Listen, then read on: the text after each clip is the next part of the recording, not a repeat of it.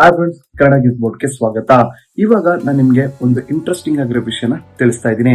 ಏನಂತಂದ್ರೆ, ನೀವು ಪಬ್ಲಿಕ್ ಅಲ್ಲಿ ಇರ್ತೀರಾ. ಪಬ್ಲಿಕ್ ಅಲ್ಲಿ ಇದ್ದಾಗ ನಿಮ್ ಫ್ರೆಂಡ್ಸ್ ಯಾರಾದ್ರೂ ನಿಮ್ಮ ವಾಟ್ಸಪ್ ನಂಬರ್ ಕೇಳ್ತಾರೆ. ಅವಾಗ ನೀವು ಏನ್ ಮಾಡ್ತೀರಾ ಅಂತ ಅಂದ್ರೆ, ನೀವು ನಿಮ್ಮ ಬಾಯಿಂದ ಹೇಳ್ತೀರಾ ನಿಮ್ಮ ನಂಬರ್ ಇದು ಅಂತ. ನೀವು ಬಾಯಿಂದ ಹೇಳಿದಾಗ ಏನಾಗುತ್ತೆ ಅಂತಂದ್ರೆ, ಬೇರೆಯವರು ಆ ನಂಬರ್ನ ನೋಟ್ ಮಾಡ್ಕೊಂಡು ಅದು ಮಿಸ್ಯೂಸ್ ಆಗುತ್ತೆ ಅಂತಾನೆ ಹೇಳ್ತೀನಿ. ಆದರೆ ನಮ್ಮ ಫ್ರೆಂಡ್ಸ್ ವಾಟ್ಸಪ್ ನಂಬರ್ ಕೇಳಿದಾಗ ಹೇಗೆ ಸೆಂಡ್ ಮಾಡ್ಬೋದು ಅಂತ ನೀವು ಇವಾಗ ಕೇಳ್ಬೋದು.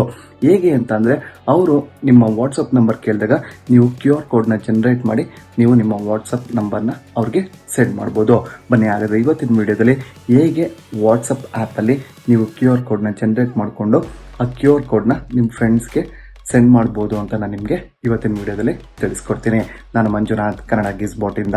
ಇನ್ನೂ ನೀವೇನಾದರೂ ನಮ್ಮ ಯೂಟ್ಯೂಬ್ ಚಾನಲ್ಗೆ ಸಬ್ಸ್ಕ್ರೈಬ್ ಆಗಿಲ್ಲ ಅಂದರೆ ಸಬ್ಸ್ಕ್ರೈಬ್ ಆಗಿ. ಸಬ್ಸ್ಕ್ರೈಬ್ ಬಟನ್ ಪಕ್ಕ ನೀವು ಬೆಲ್ ಐಕಾನ್ ನೋಡ್ತಾ ಇರ್ಬೋದು.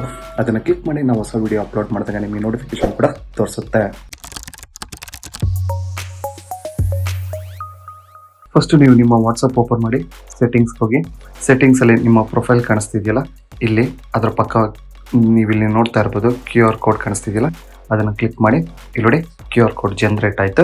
ಇವಾಗ ಇದನ್ನು ನೀವು ನಿಮ್ಮ ಫ್ರೆಂಡ್ಗೆ ಶೇರ್ ಮಾಡ್ಬೋದು. ಇಲ್ಲಿ ನೋಡಿ ಮೆಸೇಜ್ ಮುಖಾಂತರ ಅಥವಾ ವಾಟ್ಸಪ್ ಮುಖಾಂತರ ಕೂಡ ನೀವು ಇದನ್ನು ಶೇರ್ ಮಾಡ್ಬೋದು.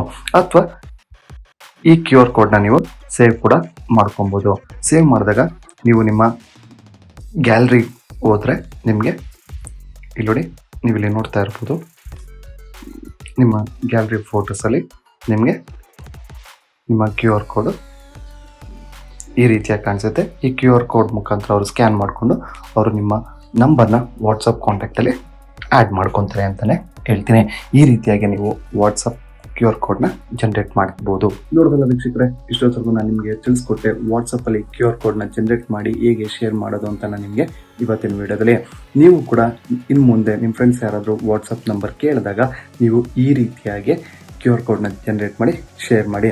ಬಿಕಾಸ್ ಮಿಸ್ಯೂಸ್ ಆಗೋ ಚಾನ್ಸಸ್ ಇರುತ್ತೆ ನಮ್ಮ ಫೋನ್ ನಂಬರ್. ಅದಕ್ಕೋಸ್ಕರ ನೀವು ಈ ರೀತಿಯಾಗಿ QR ಕೋಡ್ನ ಜನರೇಟ್ ಮಾಡಿ ಕಳಿಸಿ ಅಂತಲೇ ಹೇಳ್ತೀನಿ. ಈ ವಿಡಿಯೋ ನಿಮಗೆ ಇಷ್ಟ ಆದಲ್ಲಿ ಲೈಕ್ ಹಾಗೂ ಶೇರ್ ಮಾಡಿ. ಇನ್ನೂ ಹೆಚ್ಚಿನ ಮಾಹಿತಿಗಾಗಿ ನಮ್ಮ ಕನ್ನಡ ಗಿಸ್ಬೋಟ್.com ಪೇಜ್ಗೂ ಭೇಟಿ ನೀಡಿ. ಧನ್ಯವಾದಗಳು.